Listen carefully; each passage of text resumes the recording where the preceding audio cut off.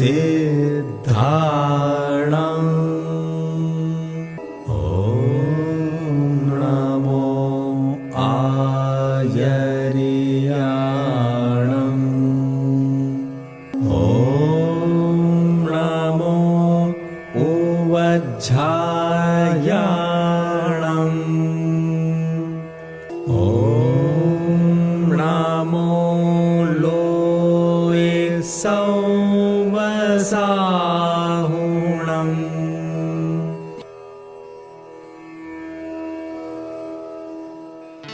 हमारी पृथ्वी अद्भुत स्थलों का समन्वय है। यहाँ कुछ स्थल अपनी प्राकृतिक सुंदरता के लिए तो कुछ स्थल अपनी अलौकिक अनुभूतियों के कारण सुप्रसिद्ध हैं। भारतवर्ष में एक ऐसा स्थल है जिसमें ये सारे गुण एक साथ पाए जाते हैं। ये पवित्र जगह है जैनियों का विश्व प्रसिद्ध सार्वभौमिक शाश्वत सिद्ध क्षेत्र श्री सम्मेद शिखर जी। 24 में से 20 तीर्थंकरों और अनंत आत्माओं का मोक्ष स्थल यानी श्री सम्मेद शिखर जी। ये वही अलौकिक तीर्थ स्थल है जहां से जैन धर्म के मर्म और तत्व ज्ञान का उजाला विश्व भर में फैला। आज सदियों बाद मानव जाति के उस कल्याणकारी इतिहास का पुनरावर्तन होने जा रहा है। संत शिरोमणि आचार्य श्री विद्यासागर जी के पावन आशीष तथा उनके परम प्रभावक शिष्य पूज्य मुनिवर श्री प्रमाण सागर जी की पावन प्रेरणा, परिकल्पना और अनुभव अर्जित अभूतपूर्व ज्ञान मंदिर गुणायतन का निर्माण होने जा रहा है।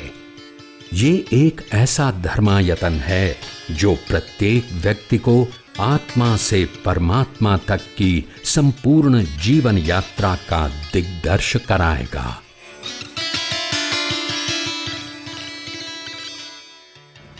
यहाँ आने के बाद आपको समझ में आएगा कि हमारा जीवन क्या है और कैसा होना चाहिए, क्या होता है मिथ्या दृष्टि और कैसा होता है सम्यक दृष्टि, क्या होती है जीवन की भूल, हमें जीवन के लिए कैसा रास्ता अंगीकार करना चाहिए, कैसे होते हैं श्रावक, कैसे होते हैं मुनिराज, कैसी होती है कर्मों की निर्जरा, क्या होता है ध्यान, कैसे प्रकट होता है केवल ज्ञान और कैसा होता है भगवान का दिव्य समोशरण, कैसे करते हैं भगवान अपना श्री विहार और कैसे होता है उनका मोक्ष गमन। इन सब का साक्षात दिग्दर्शन आपको कराएगा ये गुणायतन।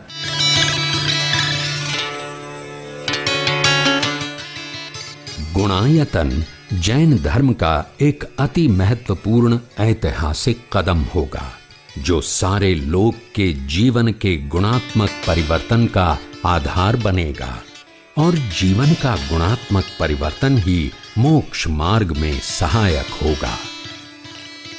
इतिहास का हिस्सा बनने का अवसर कुछ ही जीवों को प्राप्त होता है, या यूं कहिए कि कुछ भाग्यशाली जीव ही ऐसे कल्याणकारी अवसर का लाभ उठा सकते हैं। आइए आप भी यथाशक्ति दान करें, इस मुहिम का हिस्सा बनें।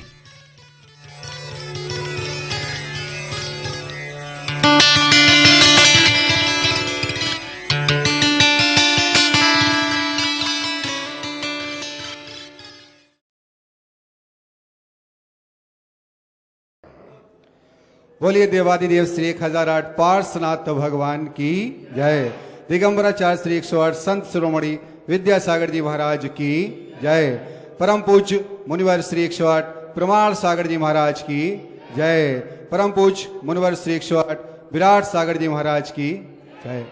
शंका समाधान का आज का ये सत्र प्रारंभ करें उससे पूर्व यहाँ पर उपस्थित सभी महानुभावों का और उन सभी दर्शकों का जो घर बैठकर पारस चैनल के माध्यम से आज के इस कार्यक्रम को देख रहे हैं, मैं गुणायतन परिवार की ओर से और अहिंसा पदयात्रा की ओर से आप सभी लोगों का हार्दिक स्वागत और अभिनंदन करता हूं।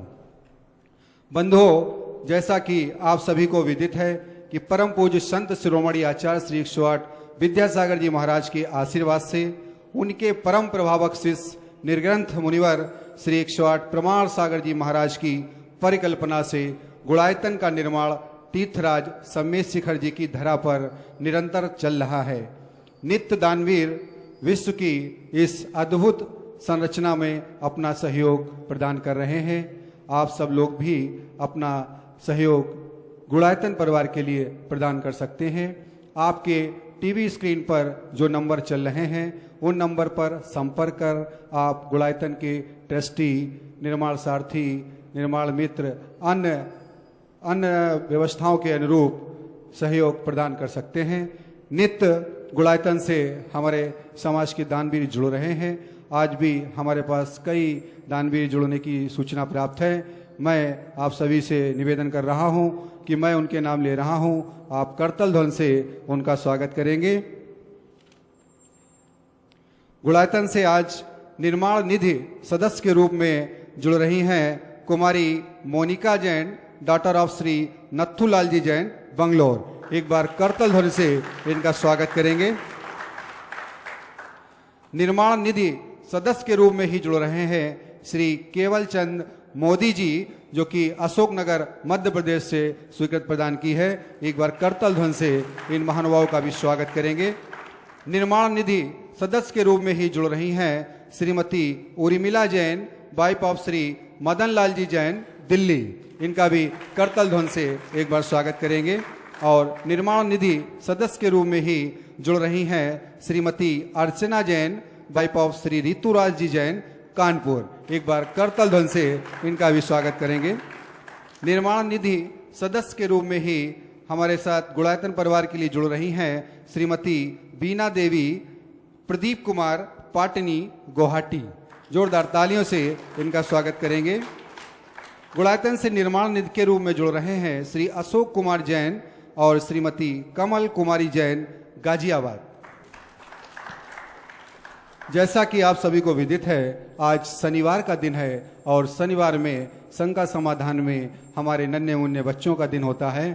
फिर भी गुरुवर हमारे बीच एक ऑनलाइन क्वेश्चन श्री अनूप जैन कानपुर से, जो कि इस समय अस्पताल में एडमिट हैं, अभी अभी उनका एक्सीडेंट हुआ था, तो वो आपको आपके चरणों में त्रिवार नमोस्तु कर रहे हैं और आशीर्वाद की कामना करते हुए अपनी एक शंका हमारे तक भेजी है। शंका उनकी है, पूर्व में जाने अनजाने किए गए पाप कर्म के फल की तीव्रता कम हो सकती है या नहीं? अगर हाँ तो कैसे? मार्गदर्शन करें। देखिए, अज्ञान के वश होकर के मनुष्य पाप बांधता है और बाद में ज्ञान प्राप्त हो जाए, उसका पश्चाताप करे तो अपने पापों को काफ़ी अंशों में साफ भी कर सकता है और उनकी शक्ति को मंद भी कर सकता है। अगर देखना है तो श्रीपाल के चरित्र को खोल करके देखो। श्रीपाल के जीव ने अपने पूर्व जन्म में कई बार गलतियां की, पाप बांधा, और गलतियों के उपरांत जब उसको समझ में आया, पश्चाताप किया और धर्मानुष्ठान किया, उसने अपने पाप को काटा। तो धार्मिक क्रियाओं के बल पर, महामंत्र के स्मरण से, सच्चे देव शास्त्र गुरु की सेवा और आराधना से और दान जैसे पुनीत कर्म के बल पर हर व्यक्ति अपने पापों को बहुत अंशों में मंद कर सकता है, छीन कर सकता है और विशुद्धि बढ़ाए तो काटने की सामर्थ्य भी पा सकता है।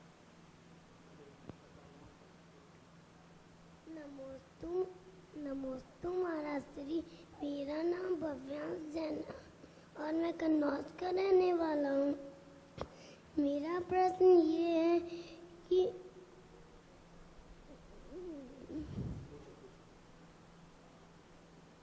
घबराओ नहीं, पूछो क्या पूछना है। चलो दूसरे बच्चे आए, जब तक याद करेगा। आ जाएगा, याद आएगा। हाँ, याद करो। नमोस्तु महाराज श्री, मेरा नाम तनिष्का जैन है, मैं गाजियाबाद से आई हूँ। मेरा प्रश्न ये है कि हाथ से माला करने में और माला से माला करने में किसमें ज़्यादा पुण्य है और क्या अंतर है? देखो, माला से माला फेरना और हाथ से माला फेरना, और इसके अलावा तीसरा है कि इसमें हाथ का भी उपयोग नहीं करें। माला में जितनी ज़्यादा एकाग्रता होती है, समझ गए? एकाग्रता समझती हो? कंसंट्रेशन जितना ज़्यादा होगा, तुम उसमें जितना डूबोगे उसमें ज़्यादा पुण्य होगा। ऐसे हाथ की माला फेरना सरल है, माला हाथ में ले लिया फेर लिए, सरल है। लेकिन जब उंगली से करते हैं तो उसमें हमको ज़्यादा और ज़्यादा प्रयास करना पड़ता है, तो उसमें एकाग्रता बढ़ती है। और एक भूमिका ऐसी आती है जिसमें उंगली की भी ज़रूरत नहीं होती, मन ही मन जाप करते हैं। कैसे भी फेरो, बच्चे अगर माला लेकर के भी माला फेरते हैं तो माला फेरें, मन लगा करके माला फेरें। ऐसा ना हो कि माला भी चलते जाए और गड़बड़ भी होते जाए, समझ गए? तो गड़बड़ हो जाएगा। एक बार एक सेठ जी थे, उनका माला फेरने का नियम था और डेली माला फेरते थे, सामायिक करते थे। तो वो क्या किए, एक दिन उनकी दुकान पर कोई आया नहीं और अपनी सोचे कि कोई नहीं आया तो क्या करे, तो सोचा चलो टाइम हो गया, आप दुकान पे ही सामायिक करना शुरू कर देते। तो सामायिक में वो माला लेकर के माला फेर रहे थे, और माला फेरते फेरते क्या हुआ कि उनकी सामायिक में गुड़ की चक्कियाँ पड़ी हुई थी, भेली पड़ी हुई थी। एक कुत्ता उसको खाना शुरू कर दिया। अब इनके मन में टेंशन आ गया, अब क्या हो गया? अब सामायिक में बैठे हैं और माला फेर रहे हैं, तो उनकी माला और सामायिक कैसे हो रही थी उसे ध्यान से सुनना। वो बोल रहा, अरहंत सिद्ध साधु अझाय, मनवारा कुत्ता गुड़ की भेली खाए। अरहंत सिद्ध साधु अझाय, कुत्ता गुड़ की भेली खाए। भेली देखूं तो सामायिक जाए, अरहंत सिद्ध साधु अझाय। सामायिक देखूं तो भेली जाए, अरहंत सिद्ध साधु अझाय। कुत्ता गुड़ की भेली खाए। ऐसा नहीं करना, समझ गए? अच्छे से मन लगा करके माला फेरो। हर बच्चों को माला फेरनी चाहिए। भगवान का नाम लेने से पाप कटते हैं, बुद्धि अच्छी होती। जल्दी जल्दी आ जाओ, पहले से तैयार रहो, 2-3 खड़े हो जाओ। नमोस्तु महाराज श्री, मेरा नाम भव्यांश जैन है और मैं कन्नौज का रहने वाला हूँ। मेरा प्रश्न ये है कि सर्वलोक में क्या खुशियाँ ही खुशियाँ होती हैं, दुख नहीं होते हैं? खुशियों के साथ दुख भी होता है, दुख ज्यादा होते हैं, खुशियाँ कम होती, समझ गए? चलो।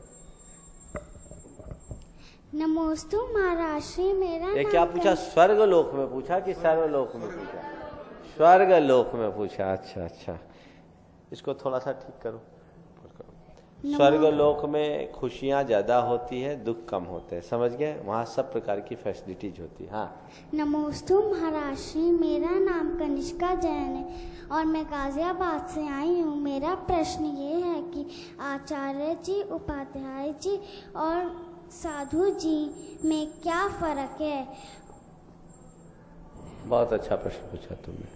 आचार्य जी, उपाध्याय जी और साधु जी में क्या फर्क है? ऊपर से देखने में कोई फर्क नहीं पड़ता, ऊपर से देखने में कोई फर्क नहीं पड़ता।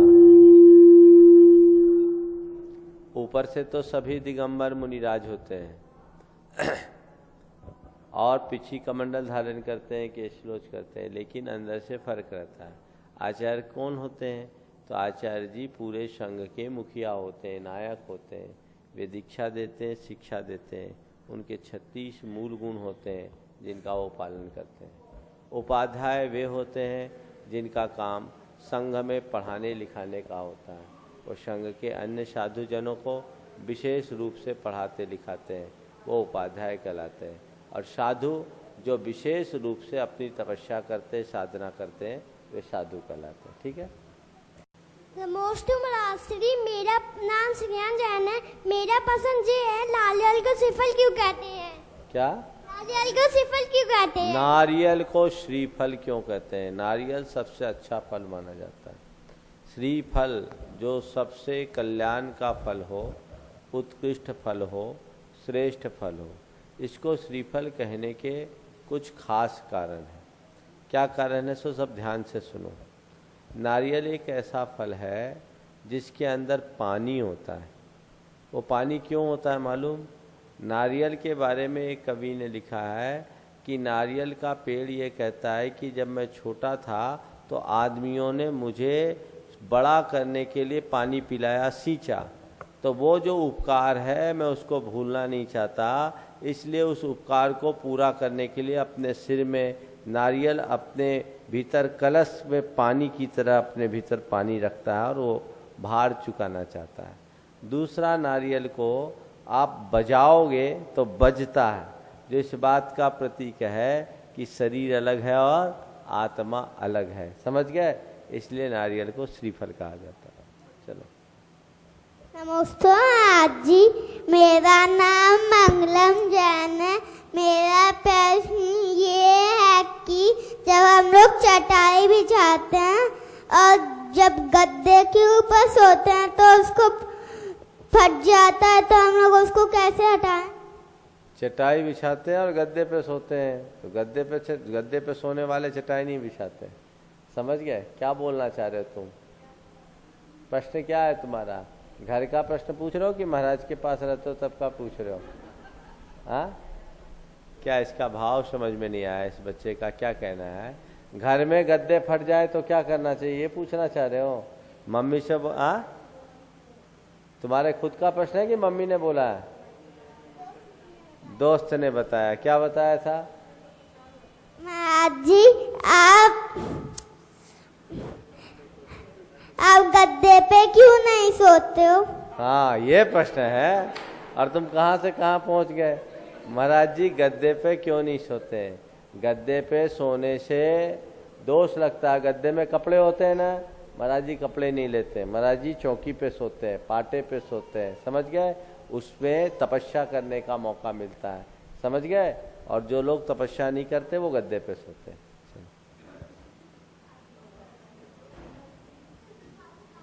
नमस्ते महाराज जी, मेरा नाम शोभिता।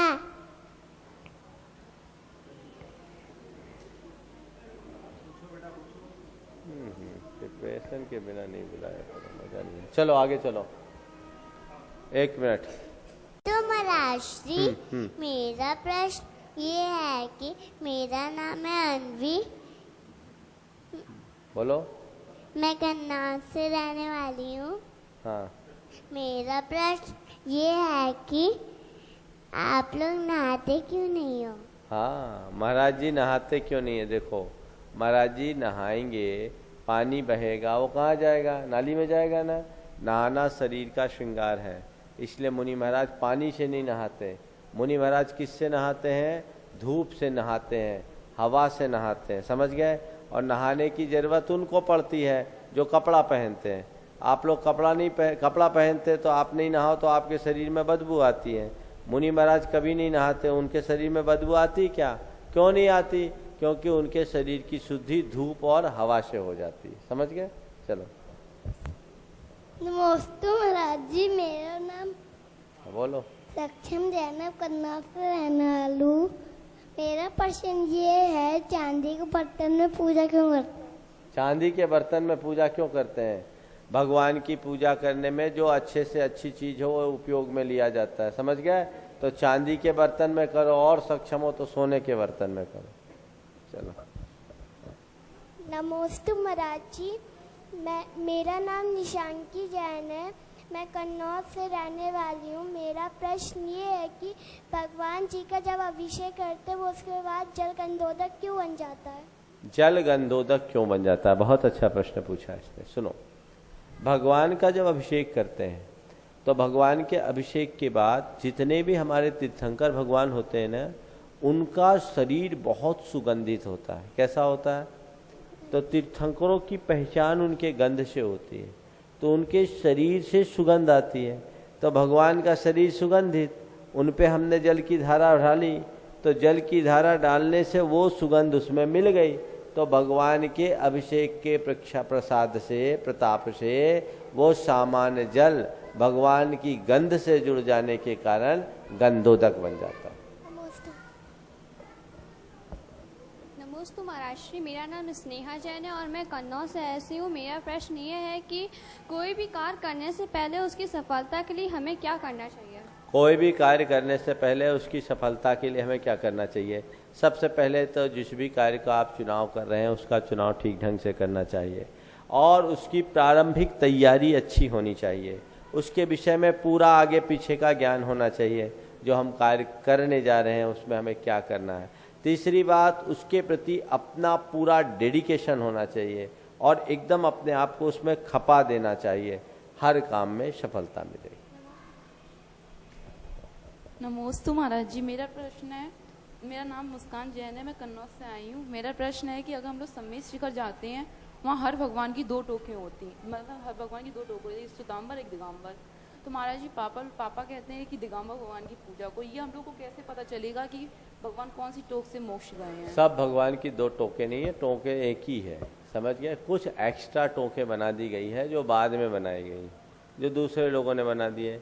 सम्मेद शिखर जी में 20 तीर्थंकरों के 20, एक गणधर स्वामी के 1, ये 21 टोंक और 4 तीर्थंकरों की अलग से 4 टोंक बनाए गए।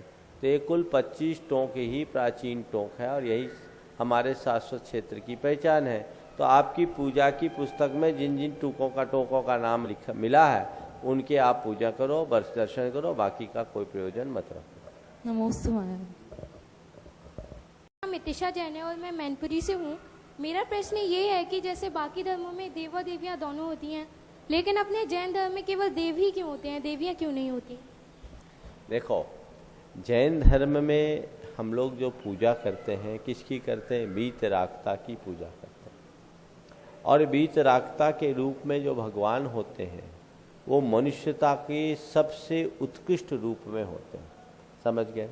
तो कोई भी आत्मा जब अपनी साधना करके आगे बढ़ता है, चाहे वो स्त्री हो या पुरुष, जैसे जैसे वो आगे बढ़ता है उसकी आत्मा की योग्यताएं बढ़ते जाती है।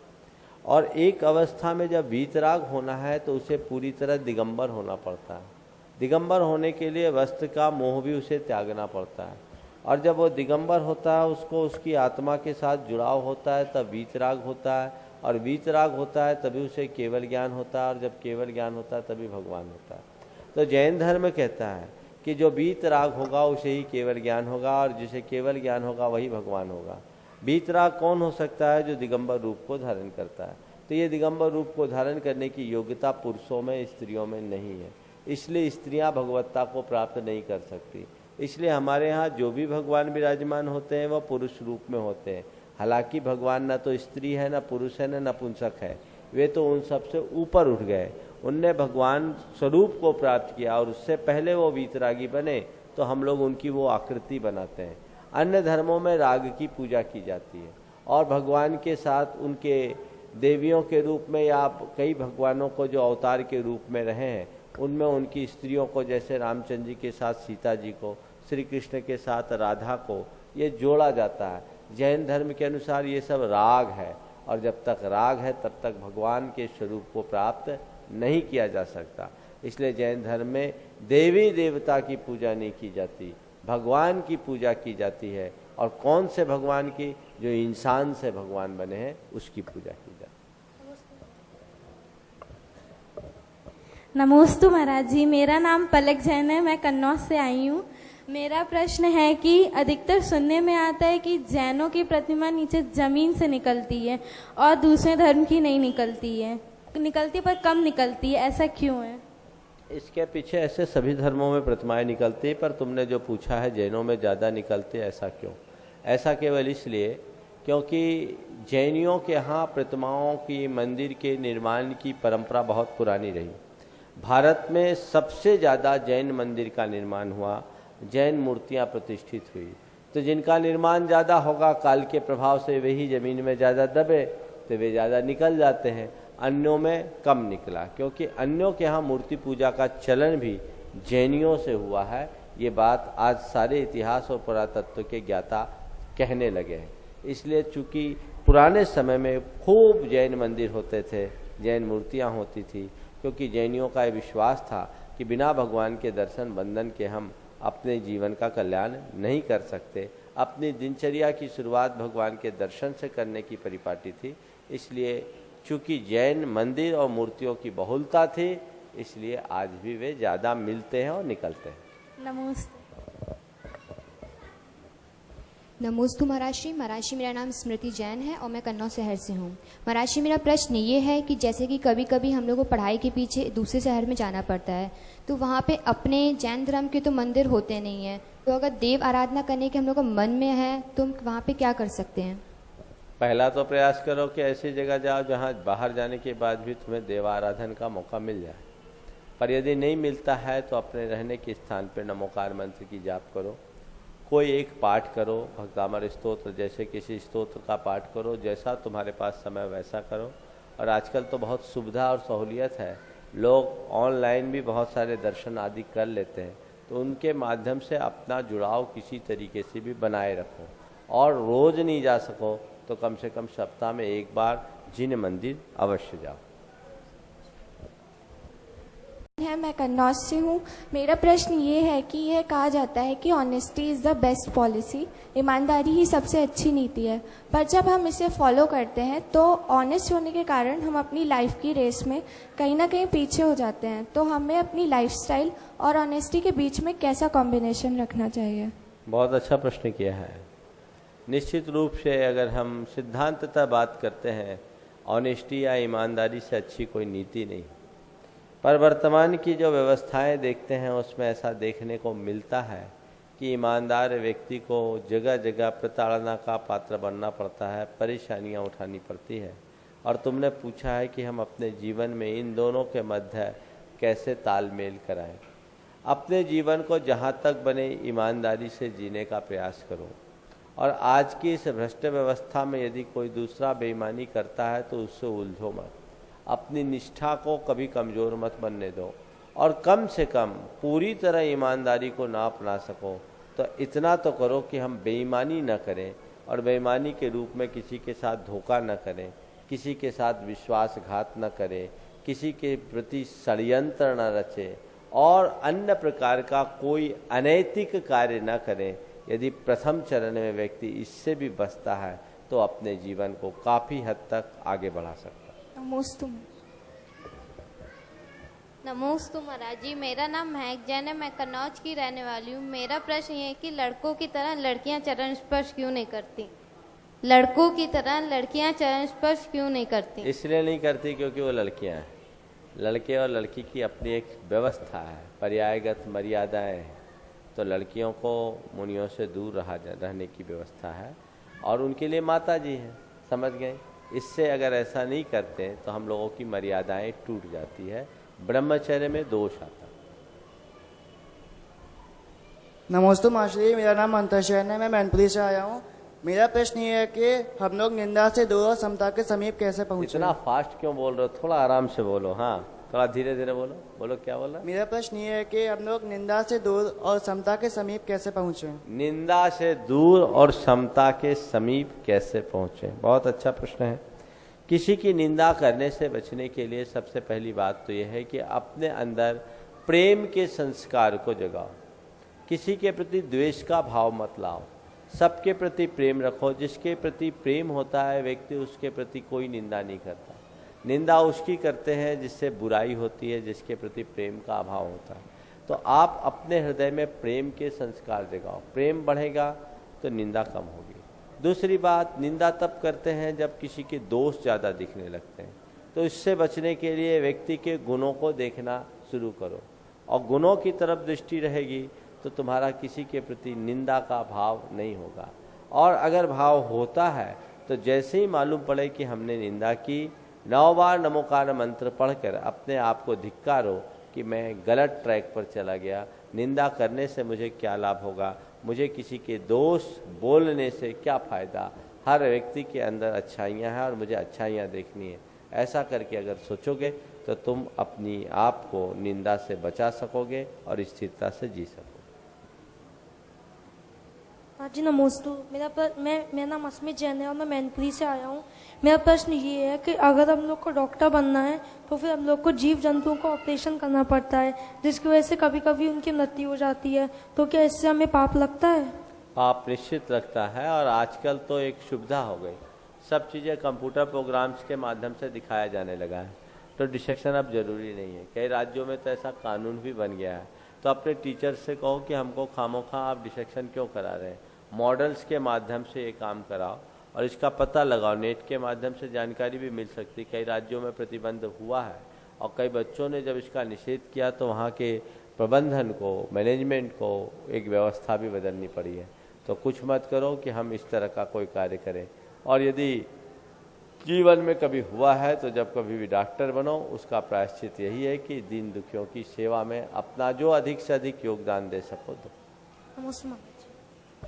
कुछ जैन है और कन्नौज से हूँ मैं, और मेरा प्रश्न ये है, जैसे मुस्लिम कहता है मेरा धर्म सबसे अच्छा, सिख कहता है मेरा धर्म सबसे अच्छा, ये हम लोग कैसे प्रूव करें कि हमारा धर्म सबसे अच्छा है? देखो, ना धर्म हमारा होता ना तुम्हारा होता, धर्म तो धर्म होता है। ये बात सही है कि सब कहते हैं मेरा अच्छा, मेरा अच्छा, मेरा अच्छा। जिसको अच्छा कहा जाता है वो सबका अपना अपना पंथ है और संप्रदाय है। धर्म क्या है इसको समझो। मैं एक ही सवाल कहता हूँ, जो बोले उससे बोलो हिंसा अच्छी कि अहिंसा। जो व्यक्ति हिंसा में रुचि रखता है और हिंसा को भी धर्म मानता है, उस व्यक्ति से एक सवाल करो कि अगर तुम्हें कोई मारेगा तो तुम उसको अच्छा समझोगे कि बुरा? समझ गए? तो हिंसा अगर अच्छी है तो हिंसा धर्म होगा, और अहिंसा अगर अच्छी है तो अहिंसा धर्म होगा। क्या अच्छा है? अहिंसा की क्या अच्छी बात है, अहिंसा की हिंसा? अहिंसा है ना। तो अहिंसा जब अच्छी है तो अहिंसा को कोई एक धर्म विशेष में अच्छी मानने की बात नहीं। सब धर्म वाले कहते हैं कि अहिंसा अच्छी है, तो अहिंसा को सब धर्म में मान्यता दी गई। अब जब अहिंसा को सब धर्म में मान्यता दी गई तो अहिंसा अच्छी है, तो जो अहिंसा का सबसे अच्छे ढंग से पालन करेंगे वो भी अच्छे होंगे कि नहीं होंगे? तो दुनिया में कौन सबसे अच्छे तरीके से अहिंसा का अनुपालन करता है, बताओ कौन करता है? केवल जैन धर्म में ऐसी शिक्षा दी जाती है जिसमें अहिंसा का बहुत उत्कृष्ट रूप से पालन होता है, तो ऑटोमेटिक ही अच्छा हो गया। तो हमको तो अहिंसा की बात करनी है, दया की बात करनी है, वो जिससे पुष्ट हो वही धर्म ऊंचा है। इसके बाद मैं आमंत्रित कर रहा हूं श्री शशांक जैन मैनपुरी, श्रीमती रीता जैन मैनपुरी और श्री अतिन जैन कन्नौज। गुरुवर, एक ऑनलाइन क्वेश्चन प्राप्त हुआ है सुरभि जैन सादरा दिल्ली से। अगर किसी के यहाँ 6 माह के पातक लगे हों तो उन्हें क्या करना चाहिए और क्या नहीं करना चाहिए? यदि अगर इस नियम को ना निभाएं तो क्या दोष लगता है? देखिए, 6 माह का पातक पूरे कुनबे को नहीं होता, उस परिवार को होता है जिनके आत्महत्या जैसे कृत्य हुए, और उनको इतने दिनों में देव पूजा और पात्रदान नहीं करना चाहिए। सूतक की अवधि में देव पूजा और पात्रदान करना कुभोग भूमि का कारण होता है, इसलिए ऐसा कार्य नहीं करना चाहिए। नमोस्तु गुरुदेव, मैं शशांक जैन मैनपुरी से आया हूँ। मेरा प्रश्न है कि हम लोग इस जीवन में जो पाप पुण्य करते हैं उसका फल यही का यही है कि बाद में भी है? कुछ यहीं मिल जाता है, कुछ बाद में मिलता है। समझ गए? देखो, पाप या पुण्य करते हैं उसका कुछ फल तो तुरंत मिलता है। जैसे आपने किसी के प्रति कोई अच्छा कार्य किया, आपको संतुष्टि मिलती है कि नहीं मिलती? कितनी देर बाद मिलती है? तुरंत मिलती है। और यदि आपने किसी के साथ कोई बुरा व्यवहार किया, जैसे गुस्सा किया आपने, तो आपके मन में अशांति कितनी देर बाद आती है? तुरंत आती है ना। तो ये क्या हुआ? गुस्सा करना पाप है, पाप करने से अशांति हुई, ये तुरंत का फल है। और किसी की सेवा करना, सहयोग देना पुण्य है, और उससे आपको संतुष्टि मिली, ये भी तुरंत आए। तो पुण्य का फल भी तुरंत मिलता है, पाप का फल भी तुरंत मिलता है। तो कुछ फल तुरंत मिलता है, और इसके साथ जो एडिशनल बातें हैं जो हमारे लिए पुण्य के निमित्त से फैसिलिटीज मिलती है और पाप के निमित्त से सब तरह की परेशानी आती है, ये साथ साथ जुड़ी रहती, पीछे से आती है। आगे बोलो। श्रीमती रीता जैन मैनपुरी। नमोस्तु महाराज श्री। महाराज श्री, आपके 28 मूल गुणों में अस्नान मूल गुण है, परंतु जब संघ में किसी की समाधि हो जाती है, महाराज जी, माता जी या ब्रह्मचारी जी, तो उस टाइम आप लोग भी स्नान करते हैं। कहाँ बोला, किसने बोला स्नान करते हैं? महाराज जी अभी पिछली साल अगर कहीं किया होगा तो ऐसा कोई विधान नहीं है। मुनियों के द्वारा हड्डी आदि का स्पर्श हो तो दंड स्नान है, और उसके लिए उन्हें प्रायश्चित स्वरूप एक उपवास करना पड़ता है। ऐसे वायु और धूप स्नान ही मुनियों का मूल स्नान है। फिरोजाबाद में देखा था। अब जो देखा था वो जो श्री है वो मैं अथिन बता जैन दूं। कन्नौज। देखा क्या वो मत बोलो। इसके बाद मुनियों क्या? का 1 मिनट बता दे रहा हूँ। मुनियों का अस्नान मूल गुण है, और हड्डी, गीली हड्डी या चमड़ा आदि का स्पर्श हो जाने पर मुनियों को दंड स्नान का विधान किया है, और वो दंड स्नान में भी एक प्रायश्चित होता है। तो मुनियों के लिए स्नान का ऐसा कोई विधान नहीं है। हम लोगों ने गुरुदेव के सानिध्य में कई संलेखनाएं हुई, और उस संलेखनाओं में रत रहने के बाद भी कभी कोई स्नान की बात नहीं हुई। ये सब चीज़ें कहाँ से आई वो बहुत अन्वेषणीय है। नमोस्तु महाराज। इसके श्री अतिन जैन, और इसके बाद तैयार रहेंगे सोनू भाई फिरोजाबाद और पारस जैन कन्नौज। नमोस्तु महाराज जी।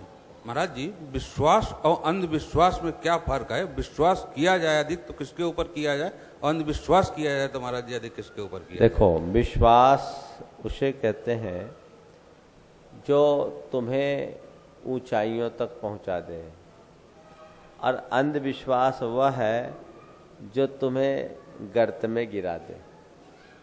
मतलब क्या हुआ? विश्वास ऊंचाई में पहुंचाए और अंधविश्वास गर्त में गिराए। क्योंकि विश्वास वो शक्ति है जिसके बल पर व्यक्ति अपनी आत्मा का उत्कर्ष कर पाता है। बिना विश्वास के आत्मोत्कर्ष की कोई गुंजाइश नहीं। जैन धर्म के शब्दावली के अनुसार बोलूं तो विश्वास का मतलब है सम्यक दर्शन, और वो सम्यक दर्शन जिससे हम अपनी आत्मा को आगे बढ़ाएं। तो ऐसा विश्वास, जिस विश्वास के बल पर आप अपना कल्याण कर सको, धर्म के प्रति, गुरु के प्रति, देव के प्रति, उन्हें कल्याणकारी मानकर ऐसे देव, ऐसे गुरु और ऐसे धर्म पर विश्वास करना जो तुम्हारा उद्धार कर सके, ये विश्वास है। लेकिन अंधविश्वास क्या? भय, लोभ या मोह के वशीभूत होकर किसी को भी अपना कर्णधार मानना और अंधविश्वास है। रत्नों के प्रकाश में उन्हें रहना पड़ा। रत्न का कंबल भी जिन्हें चुभन दिया, तो ये शरीर है। तो शरीर में घटने वाली हर घटना उनको भी प्रभावित करती है।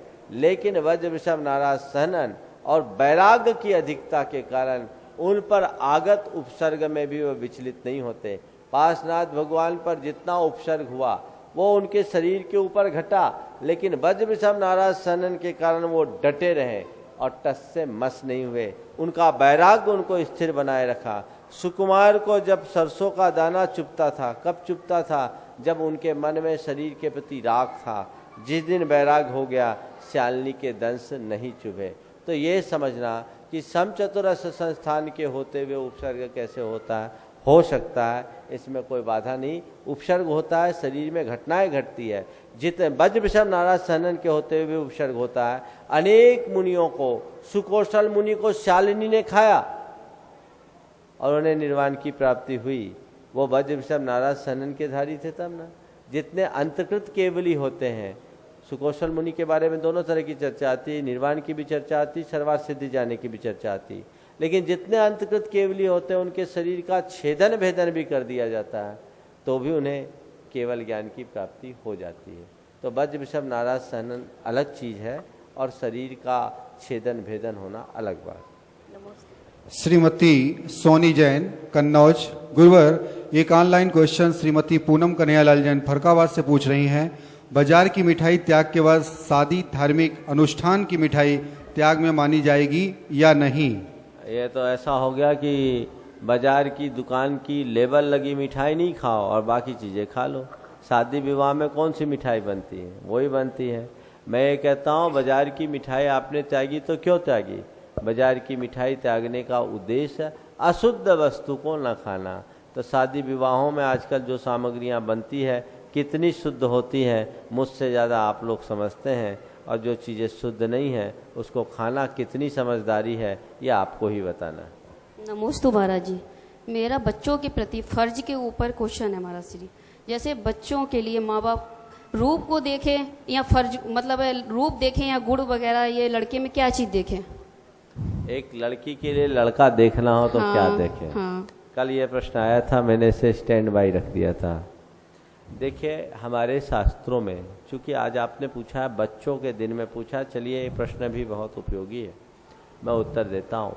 हमारे शास्त्रों में वर के लिए चुनाव के लिए कई बातें बताई। उसमें सबसे पहली बात कुल, फिर दूसरी बात वय, तीसरी बात विद्या, चौथी बात सील संस्कार, पांचवी बात वय यानी आयु। कुल, वय, विद्या, ज्ञान उनका, शील यानी संस्कार, फिर रूप, फिर धन, फिर आखिरी में रूप।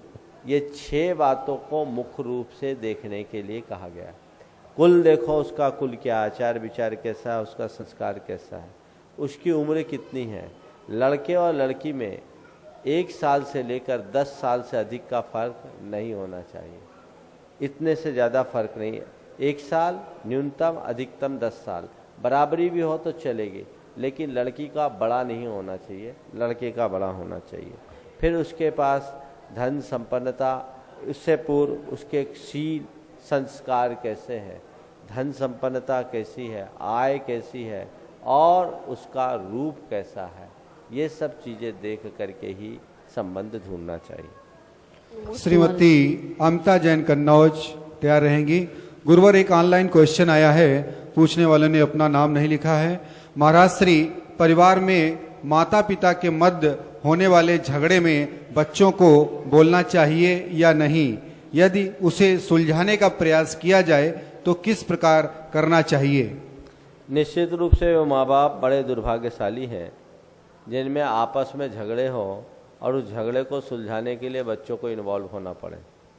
यदि माता पिता आपस में किसी बात को लेकर के झगड़ते हैं तो बच्चे यदि उसमें सुलझाने में निमित्त बनते हैं तो मैं इसे कहीं से बुरा नहीं मानता, बल्कि कई ऐसे किस्से दिखे हैं कि बच्चों के कारण माँ बाप के झगड़े सलटे हैं।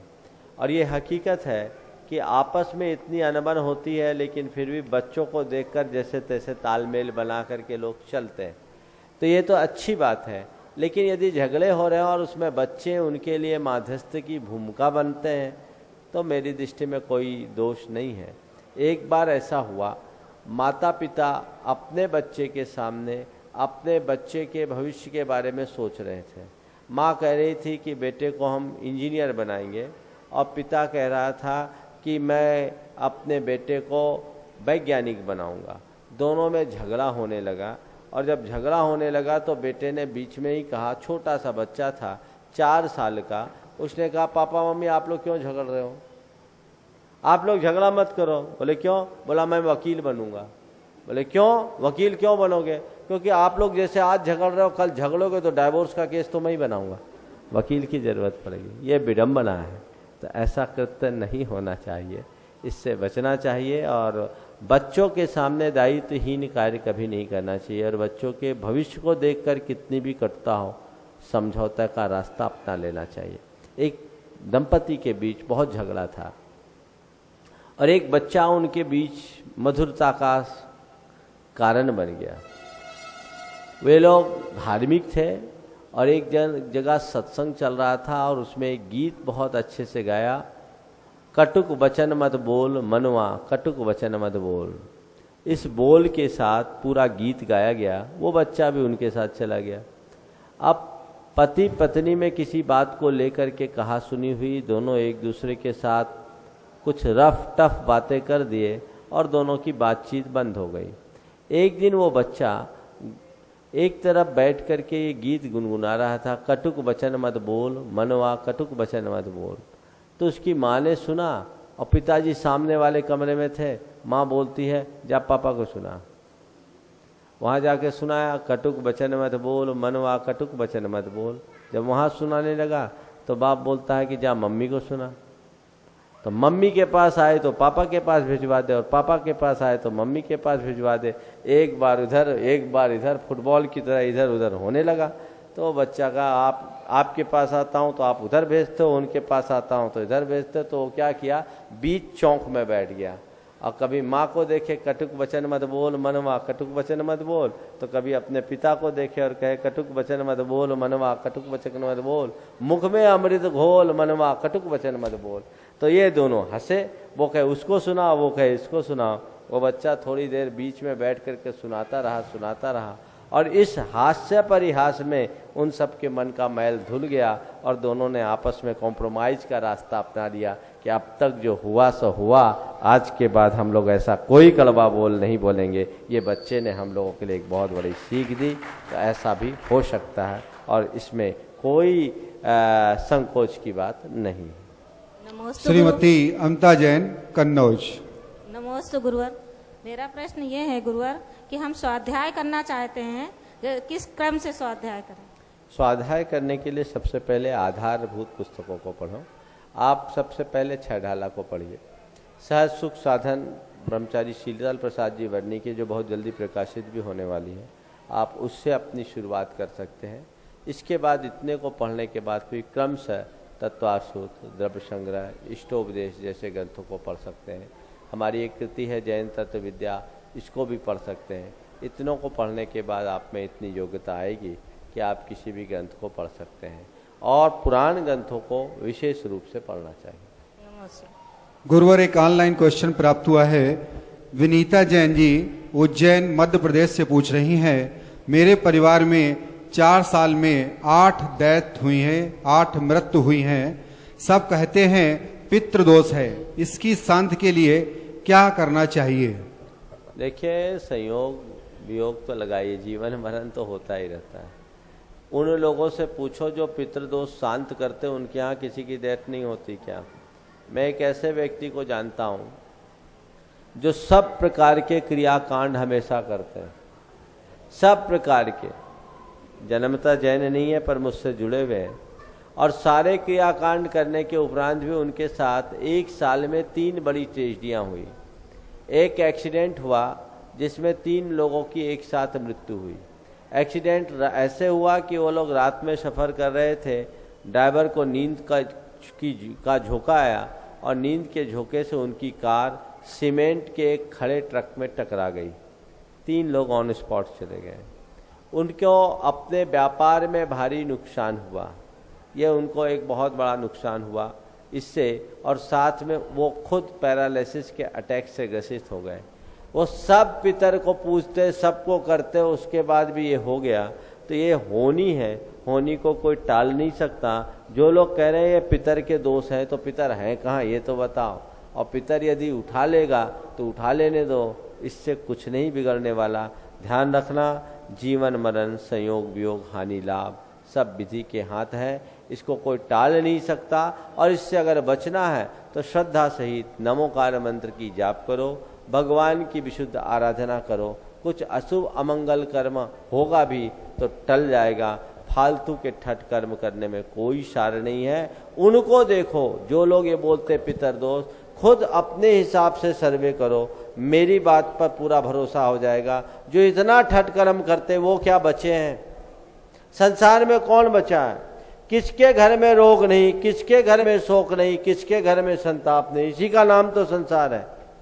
इसलिए अंधविश्वासी मत बनो, कर्म कांडों में मत पड़ो, कर्म सिद्धांत पर विश्वास करते हुए इनको स्वीकार करो। सगर चक्रवर्ती के 60,000 पुत्रों की एक साथ मृत्यु का समाचार उसके पास पहुंचा। चक्रवर्ती, फिर तुम किस खेत की मूली हो? 60,000 पुत्र एक साथ। तो ये सब चीजें सोचने की बातें हैं, इसलिए घबराना नहीं चाहिए। जीवन में आगत अशुभ कर्मों के उदय का दृढ़ता से सामना करना चाहिए। श्रीमती विनीता जैन, कन्नौज। महाराज, मेरा प्रश्न ये है महाराज श्री, क्या शुद्धि में पारस चैनल देखना चाहिए या नहीं, या मतलब मानस्तंभ के दर्शन करने चाहिए या नहीं? मानस्तंभ का भी दर्शन नहीं करना चाहिए, पारस चैनल का भी दर्शन या किसी भी धार्मिक चैनल के कार्यक्रमों को 3 दिनों तक नहीं देखना चाहिए। आप साइड से उसकी आवाज़ चाहें तो सुन सकते हैं, पर अवलोकन तो कतई नहीं करना चाहिए, क्योंकि ये असाधना है, घोर पाप का कारण। श्रीमती नीतू जैन, कन्नौज। गुरुवार एक ऑनलाइन क्वेश्चन प्राप्त हुआ है। रजनी संतोष जी जैन सिलवासा से पूछ रही हैं, हमारे नगर के लोग पिकनिक जाने और घूमने फिरने के लिए इकट्ठे हो जाते हैं और धार्मिक कार्यों में सब उपस्थित नहीं होते हैं। गुरुवर, हमारे नगर में धर्म प्रभावना कैसे हो, क्या करें, मार्गदर्शन करें। समय की प्रतीक्षा करो, उनको योग सानिध्य मिले और उनकी अनुकूलता हो तो करें, क्योंकि जिसकी जैसी रुचि होती हो वैसे ही करते हैं। धर्म किसी को जबरदस्ती थोपा नहीं जा सकता। दुनिया में ऐसे लोग ज़्यादा हैं जिनको मौज मस्ती में ज़्यादा रस आता है। जब तक व्यक्ति के हृदय में अपने कल्याण की प्रबल भावना नहीं होगी तब तक उन्हें धार्मिक कार्यों के प्रति कोई खास रुचि नहीं हो सकती। श्रीमती नीतू जैन कन्नौज और उसके बाद तैयार रहेंगी रोशनी जैन जी कन्नौज। नमोस्तु महाराज श्री, मेरा प्रश्न है कि एक सामर्थ्य व्यक्ति जो दान देता है वही एक गरीब व्यक्ति भी दान देता है, दोनों के भाव एक ही हैं, तो फल किसको ज्यादा मिलता है? देखिए, दान दोनों कर रहे हैं। दान की क्रिया महत्वपूर्ण नहीं और दान का द्रव्य महत्वपूर्ण नहीं। दान के साथ उसके जो जुड़ी हुई भावना है वो महत्वपूर्ण है। अगर एक व्यक्ति करोड़पति है, वो लाख रुपया देता है, तो अपने राशि का 1% दिया। यद्यपि वो 1 लाख रुपए से लोगों का काम बड़ा होगा, लेकिन यदि कोई दैनिक मजदूरी करता है और वो 100 रुपया भी दिया तो उसने अपने एक दिन की कमाई दे दी, तो उसका मात्रा ज़्यादा होगी। तो दान के साथ जुड़ी हुई भावना बहुत महत्वपूर्ण होती है। व्यक्ति को अपने सामर्थ्य के अनुरूप दान देना चाहिए। जो संपन्न है उन्हें अधिक दान देना चाहिए, और जिनके पास संपन्नता नहीं भी हो तो भावों में कोई कृपणता नहीं होनी चाहिए। कम भी दो पर पूरे प्राणों से भर कर दो। नमोस्तु। श्रीमती रोशनी जैन कन्नौज और इसके बाद तैयार रहेंगी श्रीमती बीना जैन मैनपुरी। नमोस्तु महाराज जी, मेरा प्रश्न ये है कि अगर हमें धर्म करना है तो हम दूसरे के ऊपर अगर रख के करते हैं तो क्या हमें फल मिलेगा? दूसरों से कराते हैं तब? नहीं, हम अगर हम अपनी सेवा, हम जैसे व्रत कर रहे हैं तो हम अगर कहते हैं सामने वाले को कि आप हमारा ये काम कर दो, तो हमको फल मिलेगा या उसको मिलेगा?